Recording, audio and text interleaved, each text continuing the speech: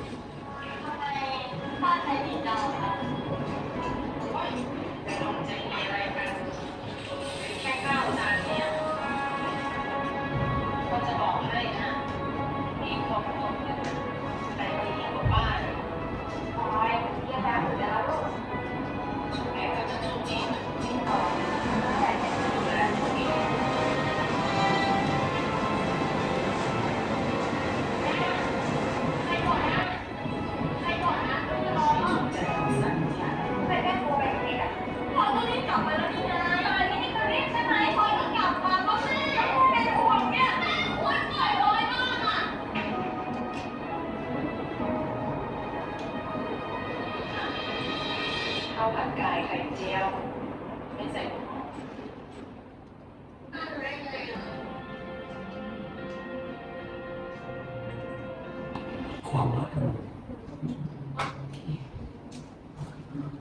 Kita sudah menyaksikan video motivasi hari ini, cerita tentang seorang anak yang sedang merasa apa ya, kalau bahasanya anak remaja tuh sering mengalami yang namanya ketidaknyamanan, nggak ngerti tentang apa yang dia rasa, tapi sulit untuk mengungkapkan. Ya, sama hal yang seperti kalian. Kenapa kemudian remaja itu sering diidentikan bahwa mereka sedang mengalami proses pencarian jati? Karena memang mereka banyak merasa, tapi sulit untuk mengungkapkan. Sementara mereka pengen berbicara apa adanya, tapi kondisinya tidak memungkinkan. Nah, kita sering nih ngalamin kayak gini. Kita sering ngadepin bagaimana permasalahan-permasalahan kehidupan yang terjadi.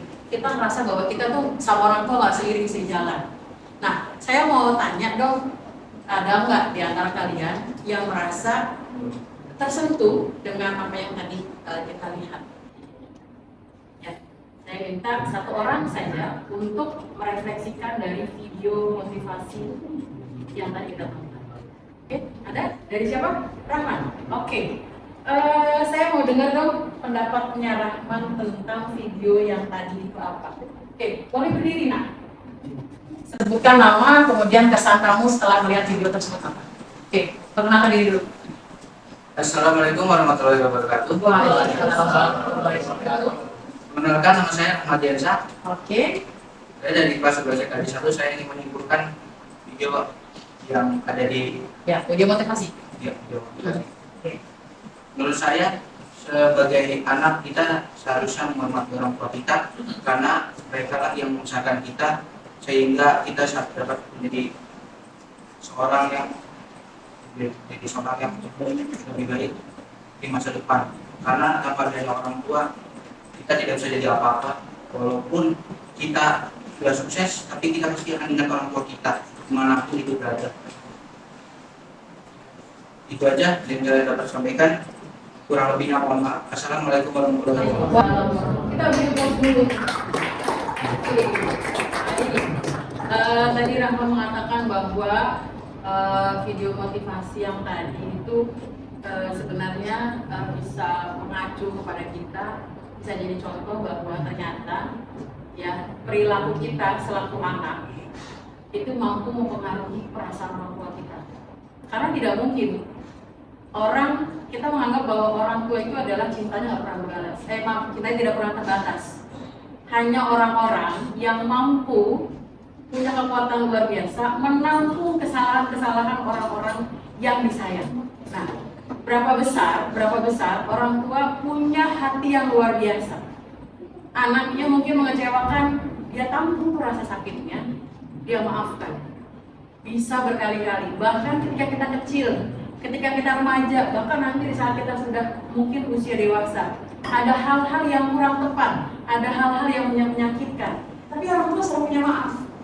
Makanya kenapa kita disuruh untuk menghormati, karena itu adalah bagian dari bentuk penghargaan kita atas pengorbanan mereka. Sampai di sini paham ya? Oke, terima kasih Nak.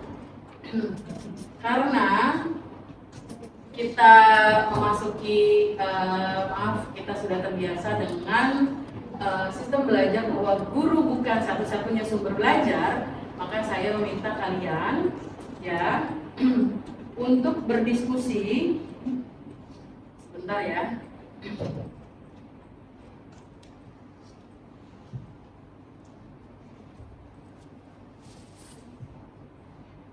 Oke, sebelumnya ada tiga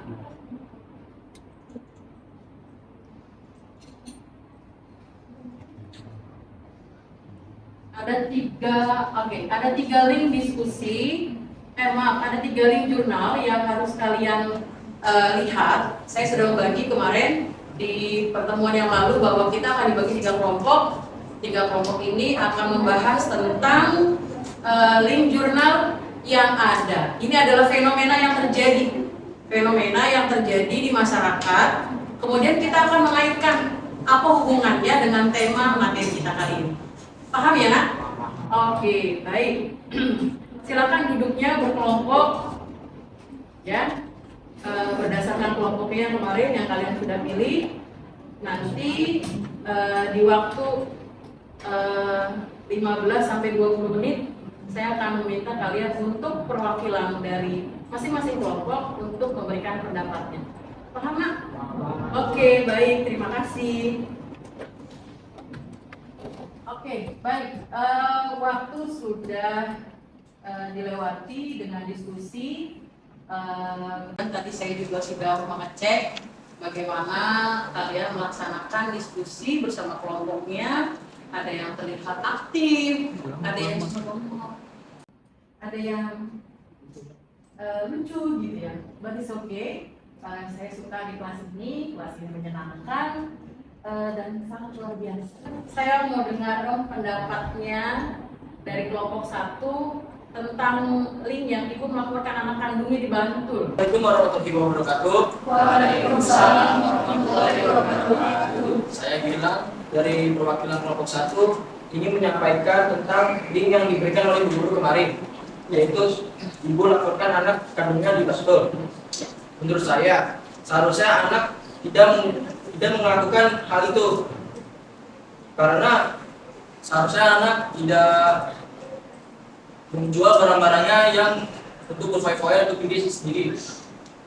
Lalu seharusnya anak menghormati orang tua yang sudah susah payah melahirkan, menafkahi anaknya, tapi anaknya sangat durhaka kepada orang tuanya. Itu saja menurut saya dari yang ibu laporkan anak di Bantul. Saya bilang terima kasih. Oke, kita kasih applause dong untuk Gilang. Oke, baik. Tadi Gilang menjelaskan bahwa di Bantul ada seorang anak yang kesal sama ibunya. Ya, begitu ya. Karena anaknya merasa bahwa ibunya tuh nggak ngerti dia. Nah, sebenarnya hubungan apapun namanya, entah orang tua atau terutama anak dan orang tua. Kenapa komunikasi itu menjadi hal yang penting? Karena ya, selain hampir 99% waktu kita dihabiskan berkomunikasi, kita harus tahu fungsi kita tuh sebagai anak apa. Salah satunya selain menghormati adalah menjaga perasaan.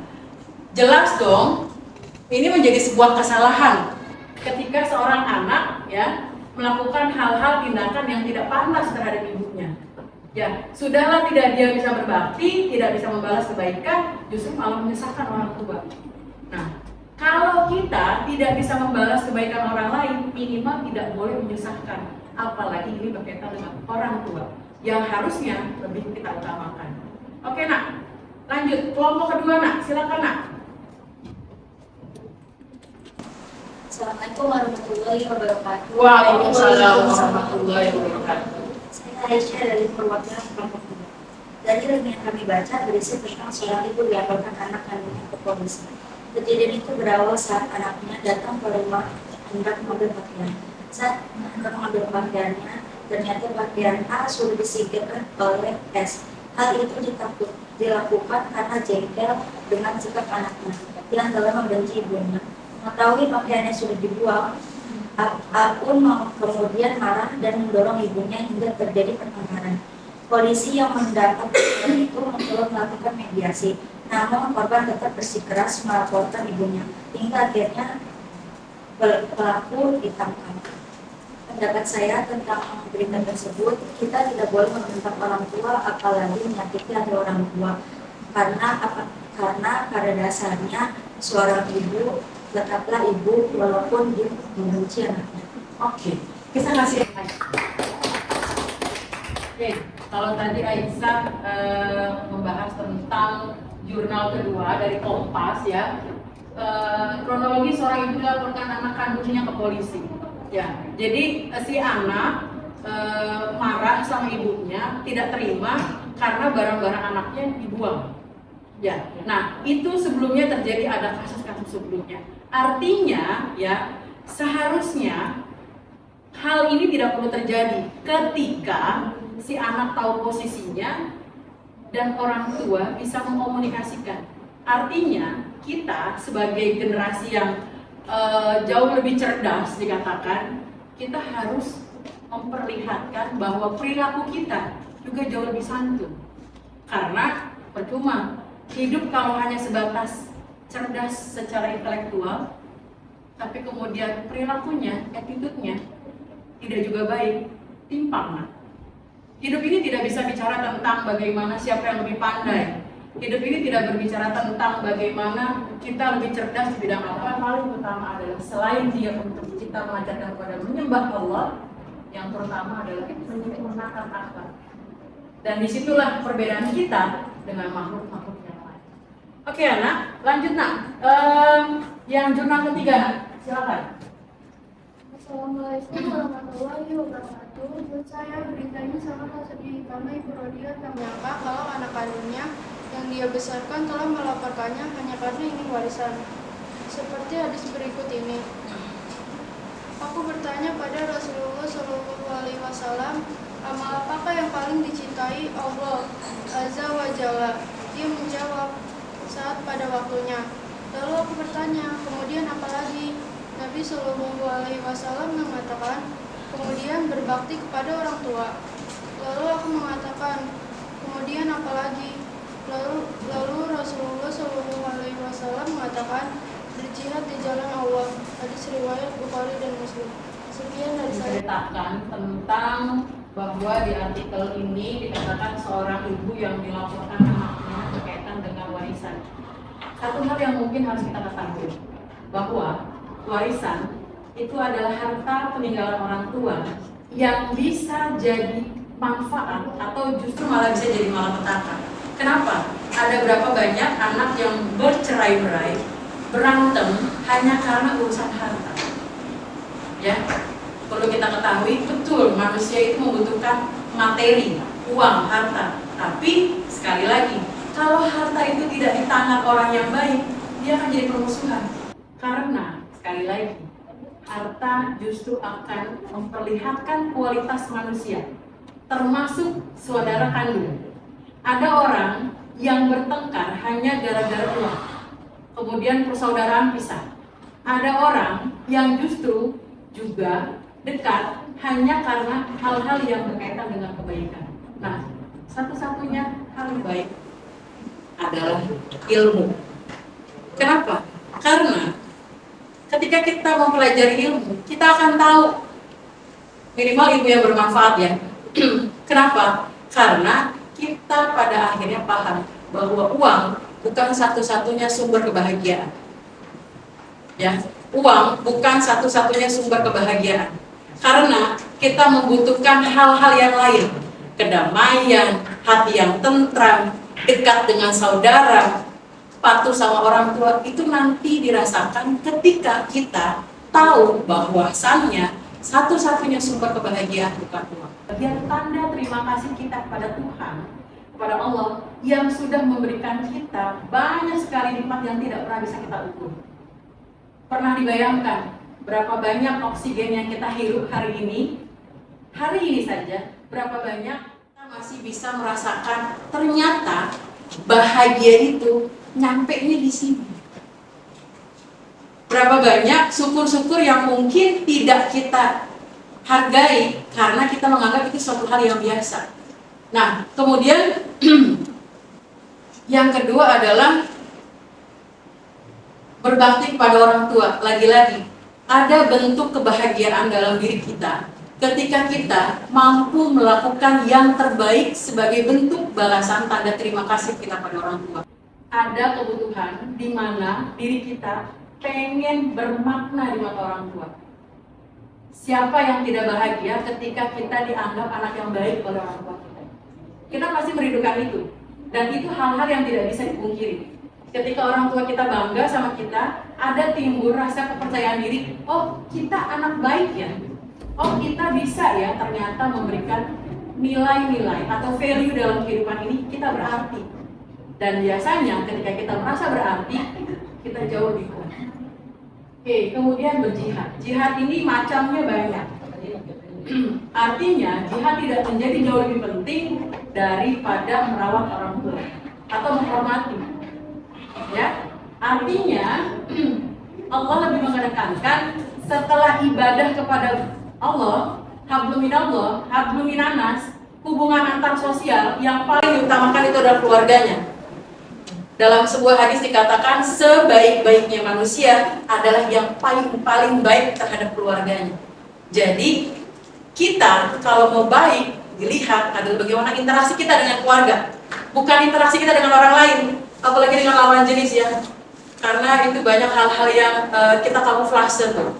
Ya, kita bisa baik sama orang lain, tapi kalau kita galak sama orang rumah, berarti aslinya adalah bahwa kita tidak sanggup. Hal yang paling merasakan dampak baiknya kita itu adalah keluarga. Jadi saya berharap mudah-mudahan kita terus belajar banyak hal. Mudah-mudahan di kemudian hari kita jadi manusia yang jauh lebih baik dari waktu ke waktu. Karena salah satunya kita bertumbuh adalah bagaimana kita belajar memperbaiki diri dari waktu ke waktu. Hari ini cukup sekian. Nanti kita ketemu lagi. Kita akan membahas tentang sosiodrama. Tema kita